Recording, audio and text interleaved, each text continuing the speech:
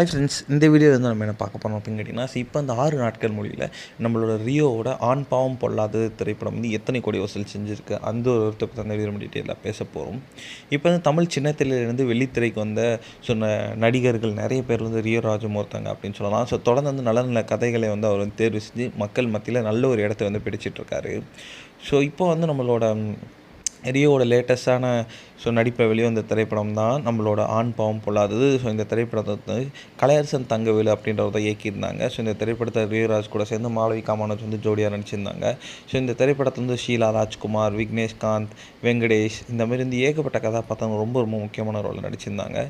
கணவன் மனைவி இடையான ஈகோ பிரச்சனையை வந்து எவ்வளோ தூரத்துக்கு எடுத்துகிட்டு போவோம் அப்படின்றத இந்த திரைப்படத்தோட கதை.